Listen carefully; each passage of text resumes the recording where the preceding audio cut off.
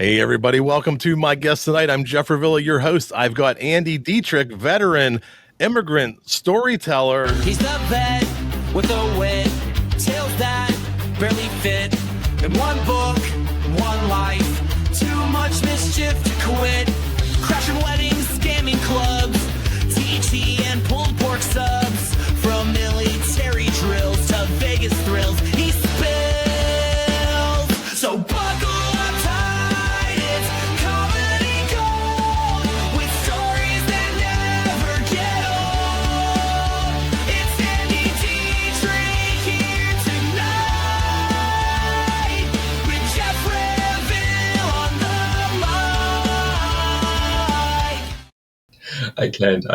I literally cannot with that introduction. I love it. I freaking love it. So however you put that together, nothing but respect and props to you, my friend. I'm so glad you enjoy it. What's honestly one of my favorite parts of the show is taking the research that I did and creating the song for each of my guests. And you waited to hear it live in the moment. And your reaction was all I hope for. So I'm so glad you enjoyed it. And Andy, Loved it. welcome to my guest tonight. I'm ready to tell your story. Jeff, thanks for having me.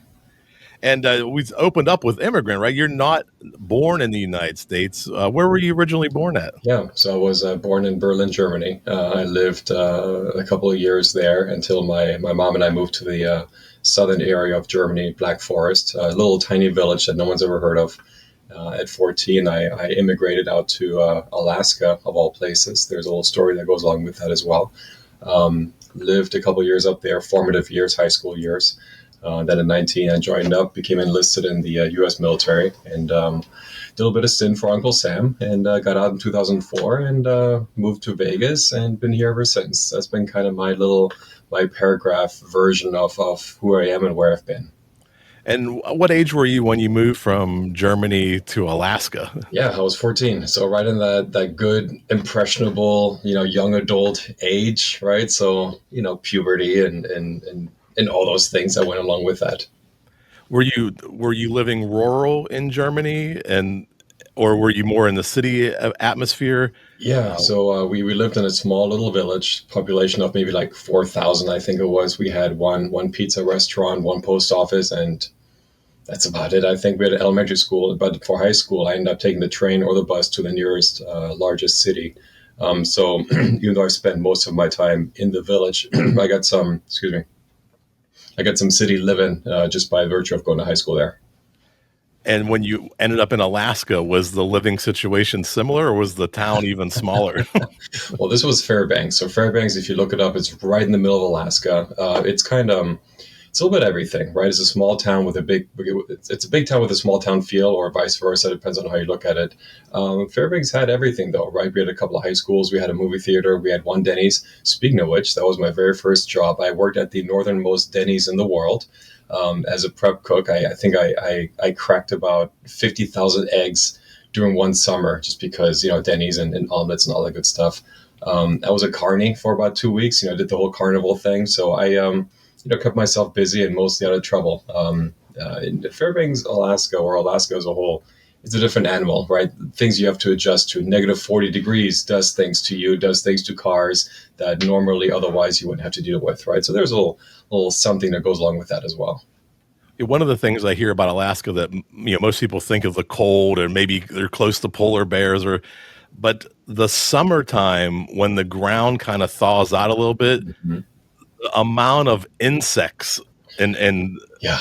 It's crazy. Is that true? Is Alaska inundated with millions of insects in the summertime? Mosquitoes. My God, we had so many mosquitoes because they breed in still water, right? So when the snow melts and you have little puddles of water everywhere, it's prime season for mosquitoes to lay their eggs and for them to hatch. And we were just inundated. We got eaten alive by mosquitoes in the summertime.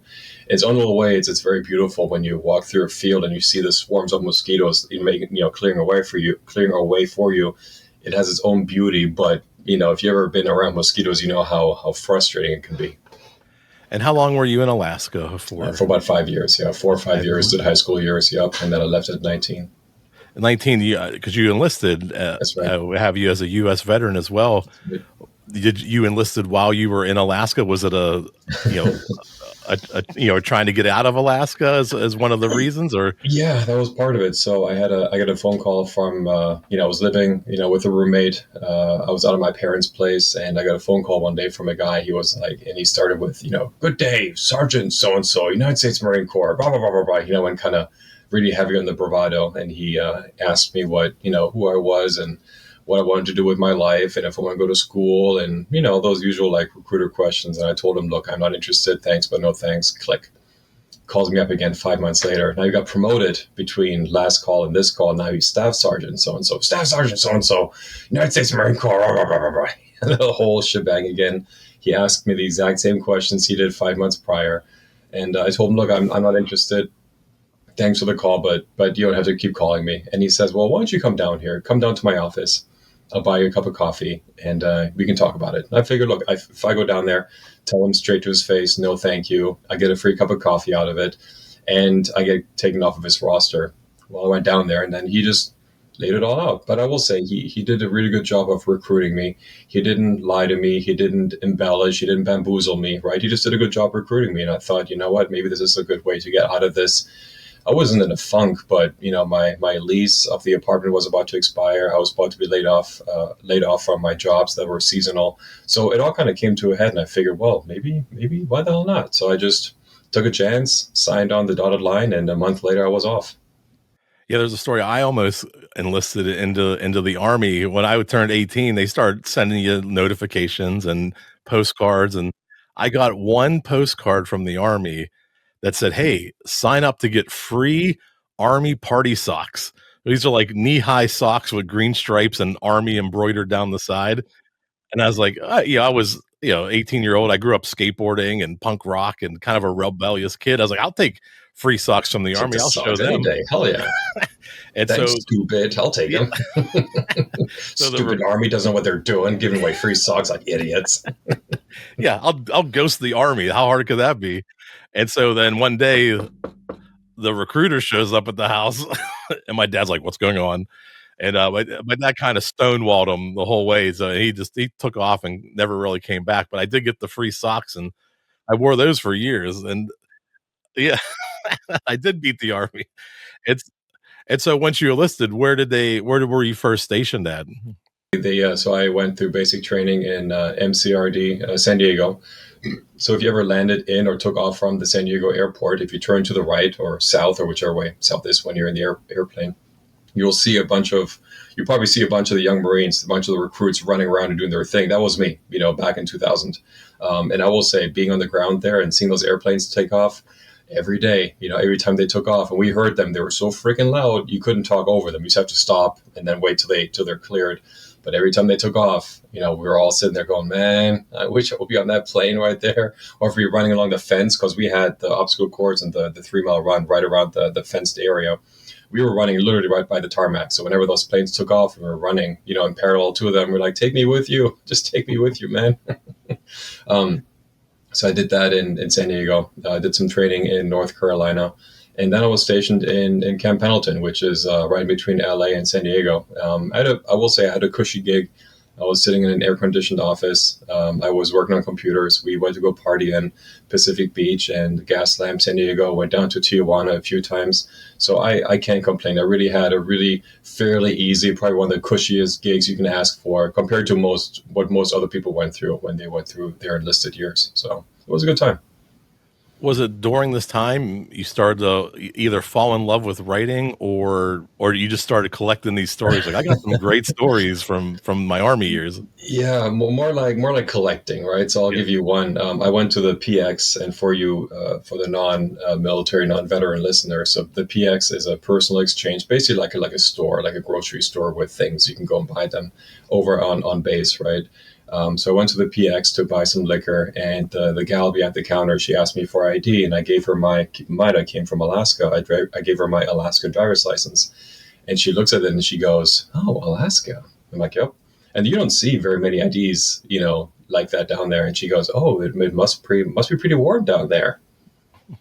And I paused for a second, and I looked at her kind of funny. I go, "Down there? What do you mean?" And she goes, "Down there, must be pretty warm down there." And it took me another second to kind of come up with a response. And I go, where, what do you mean down there? What do you think Alaska is? And she says, it's down there by Hawaii. So, okay. So when you look at the weather forecast, you got the continental 48 states, and then you got, Alaska and Hawaii down kind of shoved off into the corner there, right? And so she was on the impression that Alaska was down there along with Hawaii. And I go, oh, no, sweetie, no. Alaska is way up north.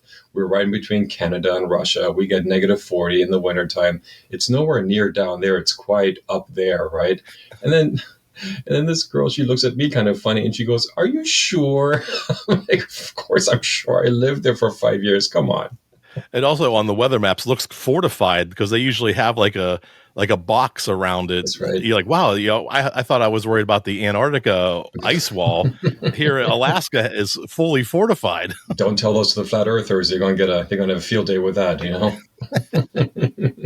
So you're serving and you're coming up with these stories. You start collecting them, or are you writing them down at this time, or are you just kind of banking them for later on? Yeah, so not at this time. At the time, had you asked me, 20, 25 years ago, hey, do you ever think you'll be writing a book on your shenanigans? I probably would have thought, no, probably not, because there just weren't enough shenanigans to go around. But then as I started living life and started, experiencing things, life experiences, and having lived in Vegas for now a number of years, 20 years now, you start, accumulating, little stories and experiences and all that, little adventures that you go on. And then a couple of years ago, I thought, hey, maybe I have enough here to actually write something, because I have had people say, hey, you should write a book. You have interesting stories, you have interesting opinions. And I always kind of brush it off as, sure, people just say that, right? And then I thought one day, well, maybe there is enough here. So I started, as I told these stories over and over, I would make a note on my phone, because you can't just come up with these stories as you think about them, right? You just, as you sit there, you get kind of, you put yourself on the spot, and you're like, all right, well, think of a story that happened to you. Well, I can't think of one right now, but if it comes out of conversation, then I can jot it down on my phone, and then later on I can, put it on paper. And I did that. And then my biggest worry was not having enough for an actual book, right? I didn't want to have 60 pages and then I was done with it, because 60 pages isn't a book, right? Once I passed the 100-page mark, then I thought, hey, maybe there is something here. And I, fleshed it out, and it took me about 2.5 years, start to finish, to write the damn thing. But no, it came together really well. I'm very happy with it, happy with the end result, happy with the shenanigans that I put into it, my little misadventures, and my little miscreant moments. So no, it was a good time. The Play Stupid Games, Win Stupid Prizes, the name of the book. And what period of life does it cover for you? A little bit of everything, right? So there are some stories about me being, still a preteen in Germany, all the way up to my most recent adventures, right? So there's a lot happened, I would say, in the last 20-ish years of when I kind of came into my own, living in Las Vegas, working, being an adult or trying to do adulting.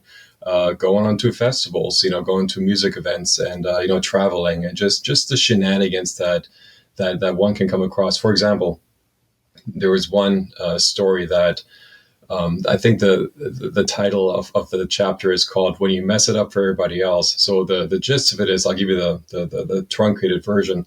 I was making stamps, return stamps for the clubs. So what was happening was I was with a girl who wasn't old enough to go into the clubs yet, even though she had a fake ID. It wasn't that good, and the people at the doors, they could spot those from a mile away. So I thought, well, how can I get her and her friends into the clubs? Well, it dawned upon me that they didn't check IDs when you went to the return line, so the re-entry line. So when you walk into a club, they check your ID, you pay for the cover, they give you a stamp on your wrist, and then with that stamp, you can come in and out of the club all night long if you wanted to.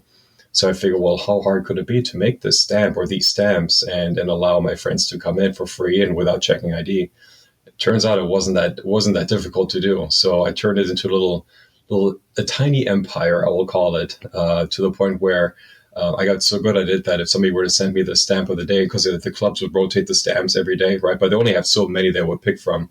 If you were to send me a picture of the stamp for the night in about half an hour, I was able to run it through Photoshop, run it through my Martha Stewart stamp creation kit and everything, and I had a stamp ready to go. You can come to the house, and I would literally just, like an actual physical click stamp, give you the stamp of the night on your wrist. You pay me your $20, and then off you went.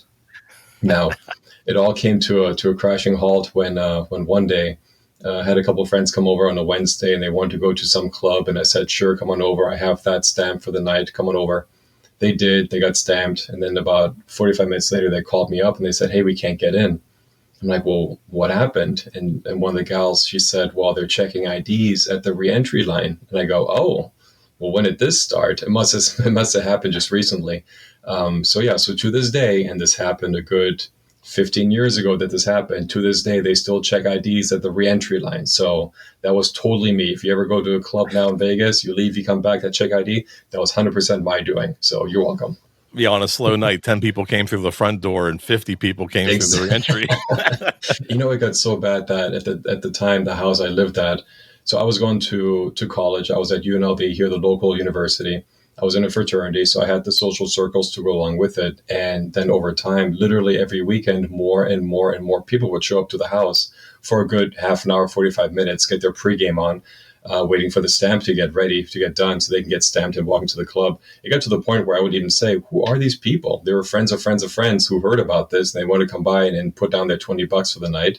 I'm like, "Look, I'm not gonna stop them, but maybe it got too big too soon. I'm not quite sure. Who knows, right?" But it was good for a while it lasted. But it was good that it also ended when it did. Yeah, there's another story.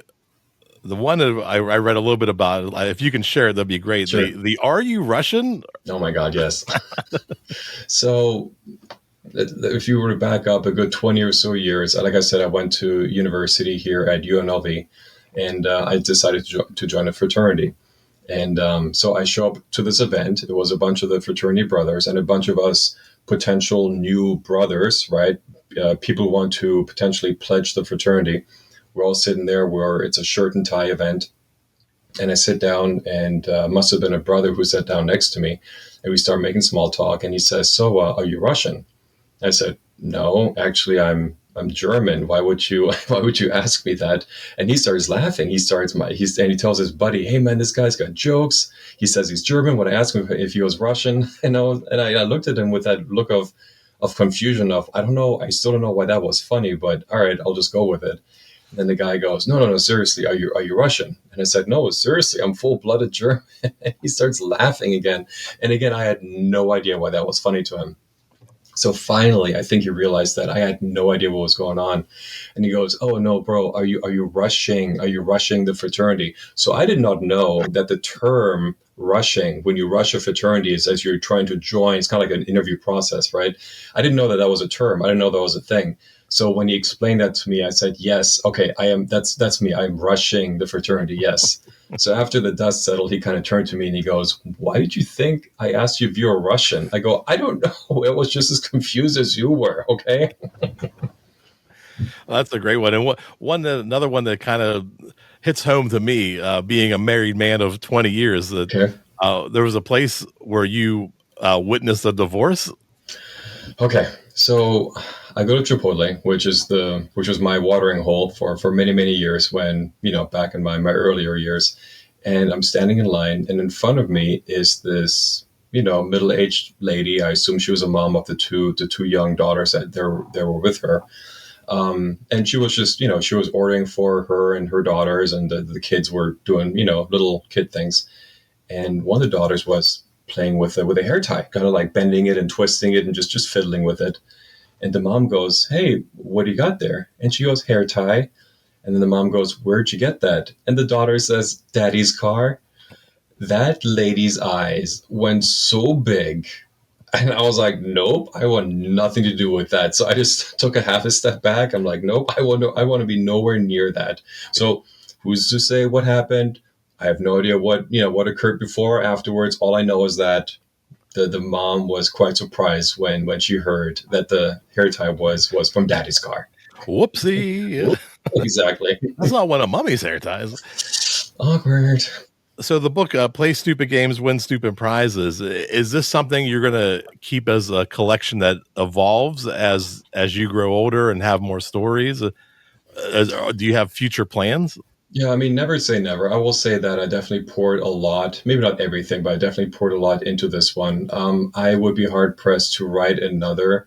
Let's just see where this one goes, right? If this one becomes, the this one makes it big and I become famous off of it, and some publishing studio wants to give me $50,000 as an advance to write another one, sure, right? I'm sure I can figure something out. But as it stands right now, this is kind of like the culmination of my last 30, 40 plus years of silliness. Let's just see where this one goes. And sometimes when they say when you teach people, you really understand a concept, and that also that happens with writing too. When you put down these thoughts and these experiences that you've had, and you put a book out, looking back on all that, as you have you learned things about yourself? Have you had your own takeaways from putting these stories together? Yeah, good question. So the book is broken up into two parts. The first part I lovingly call silly stories, right? So the silly stories that you heard about the being Russian and the ID check, the Alaskan ID, right? Those are all the silly stories that I share. The second half is a little more introspective, a little more somber tone. I have some opinions, some unpopular opinions that I share. There is some practical life advice. There are some self-development tips. Some things that have helped me in the past. For example, one of the unpopular opinions that I share is that, okay, I've been on the giving and the receiving end of cheating, right? And then cheating is no joke, right? Someone always gets hurt in the process. The person getting cheated on, definitely is on the short end of the deal. However, my unpopular opinion is that if you're the one getting cheated on, that you should take maybe 5 or 10% of ownership of the actual cheating happening, because there's something that you didn't provide in the relationship that made the other person go seek it elsewhere, right? So that's one of there are other ones like that, right? Where I just kind of put myself out there and here's my opinion, take it or leave it. So there's a couple of points where I become quite vulnerable in the stories that I share. So reliving through those times made me kind of realize that, hey, it's been a while since I've been through this, right? But you kind of relive those moments as you put them on paper. And I think it's also kind of therapeutic. So I think you kind of live through it again, and you live with it again, and you process it again, but all for the better, I would like to think. And people out there who have their own stories, and sometimes you wake up in the morning from a crazy raging party and you're like, oh boy, some sketchy things happen, and maybe you have regrets about some of your stories. Some people even have trouble processing some of the things in their past and their history. And you mentioned cheating. Some people really regret some of the choices they made, and going through these stories and reflecting on yourself. Do you have advice for people who are having trouble maybe processing their past? Yeah, I don't think I have very many regrets. Sure, there's some things that if I look back, I probably wouldn't have done it quite the same way. I would say for anyone who may be in similar situations, that look, I think all of life is about experiences and learning and enjoying life for what it has to offer. I think that life has a lot to give, a lot of adventures to share with anyone. But I also think it's a matter of, look, you have to put yourself out there, and not every story will have a good ending, right? For example, one of the things that I talk about in the second half of the book is how I think life is like blackjack. If you've ever played blackjack, you know that there's only so many things you can do when you're dealt a hand. You can either stand or you can hit. You can also surrender, you can split, right? There's a couple other things you can do, but for the most part, you either take another card or you stand with what you have. Now, if you play blackjack, you know that there are certain hands you cannot win. No matter if you stand or hit, the house already has you beaten without you knowing it. And I think there's a very valuable life lesson there, to where some things in life, some situations in life, you just cannot win, no matter what you do. All you can do is take the hit and then try again the next time. So I don't know. Like, I'd like to think that everyone's life experiences they're all valuable, and they all have probably some sort of message that you can take away from it, but also a matter of, look, you have to put yourself out there. Life is not going to feed you if you're going to sit at home playing video games all day, and that's what tickles you, be my guest. But life is going to just pass you by if all you decide to do is sit at home and watch TV all day. So I would like to think that life beckons, but you also have to answer the call. It's a journey. You're along for the ride. That's right, whether you want to or not, right? Buckle up. And you said maybe the book you're going to kind of let become its own thing. How about for yourself? Where do you see yourself in 5 years? Do you think maybe public speaking, taking this on a tour, or creating anything new? Anything else on the horizon? Well, look, if somebody wants to, take this and, turn it into a movie or give me some sort of deal where I go from become a public speaker, I would love to entertain those ideas, but it's not something that I have necessarily carved into my path. I've worked IT my entire life. I have a well-paying job. I have a good team. I have a good company that takes care of me. So that's my daily bread and butter. This was more of a passion project, like a side gig that I wanted to do, and I'm very happy with what came off it. If it evolves into something else, great. But if it doesn't, that's fine. And to your question about, where you see yourself in 5 years, as cliche as it is, I just see myself doing what I do and being happy with it, whatever that may be, right? I think that your happiness is ultimately the most important thing in the world, but the only person that's responsible for getting after it is you, right? Nobody else is going to take your happiness as their priority. So it's up to you to make it happen for yourself. You mentioned by day you work in IT, and I just want to take a moment to thank you for being a true professional with the amount of trouble. StreamYard is having some global issues, and that's the way that we're recording right now.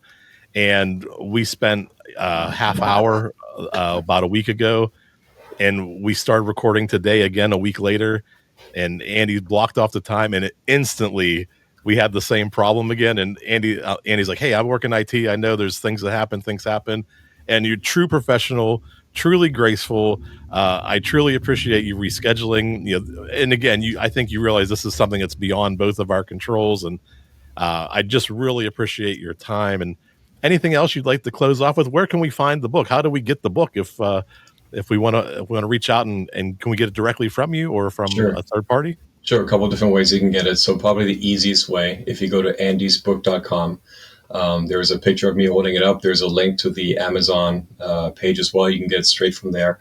Or for your listeners, if you go to andysbook.com/gift, enter your information, and I swear I will not use it for anything but sending you a copy. I still have a few left. So if you want to trust me with your address, I'm more than happy to send you a signed copy.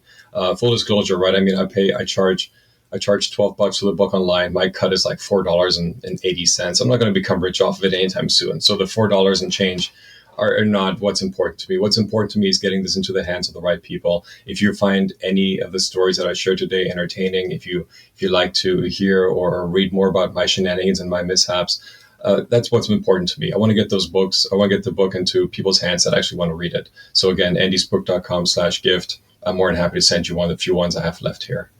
Oh, that's awesome. What a great gift. Andy Dietrich, thank you so much for joining us on My Guest Tonight, joining us twice, but the world will never know the first time. I'm going to bury that footage. Let's go back to that theme song, andysbook.com/gift, and here's the theme song. He's the vet with the wit, tales that barely fit in one book, one life, too much mischief to quit.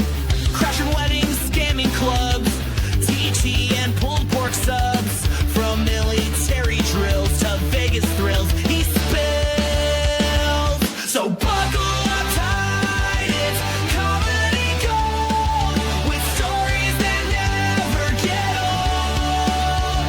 It's Andy Dietrich here tonight, with Jeff Revilla on the mic. I can't.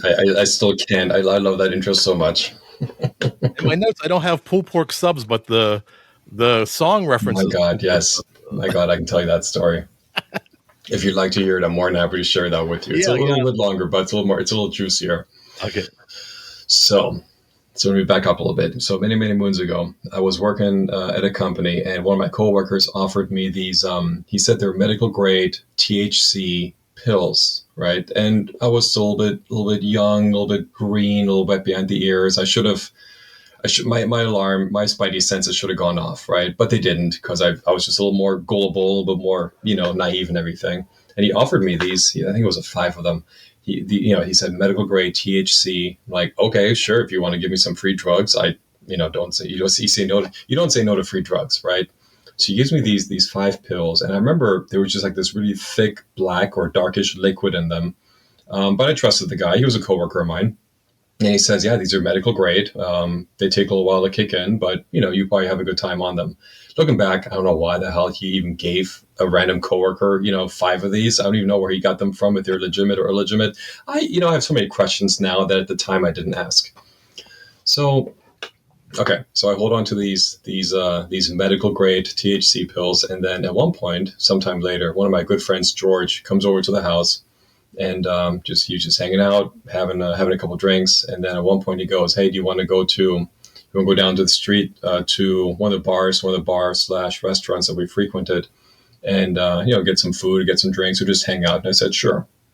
So somehow, somewhere, I thought it was a good idea to take one of those THC pills early in the night, right? Not exactly knowing what to expect, but I figured, hey, it's a weekend. Like, what's the worst that can happen?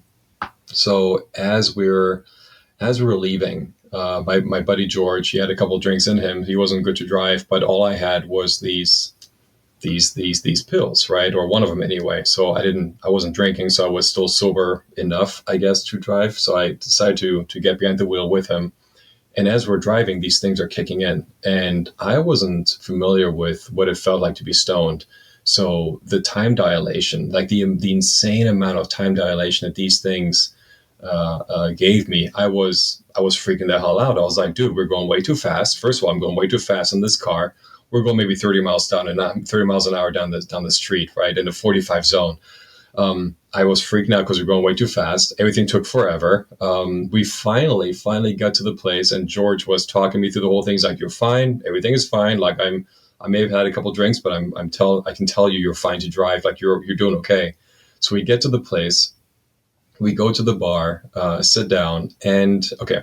Now, as I recount this story, as I wrote it down on paper, I had to kind of remind myself that the silliness of the entire thing. So I sit down at the bar with him, and I ask the bartender, what's good for, what's good to eat. And he says the pulled pork sliders were delicious, and they have a fresh batch, and they're off the menu, but they're probably one of the best things that you'll have. I'm like, perfect. I'll have a whole plate of them.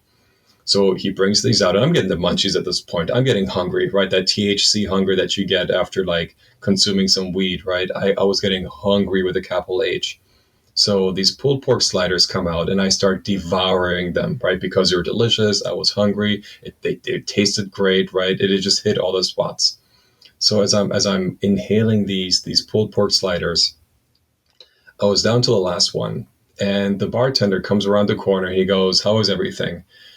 Now, while he was asking how is everything, in my mind, now keep in mind, what I'm about to tell you only played out in my head and nowhere else. For some odd reason, I was under the impression that the bartender told me that yes, they're the pulled pork sliders that they had, yet the batch that I'm about to consume was the last batch they had for the night, and anything that I wouldn't eat, he would have for dinner because he hasn't eaten anything all day.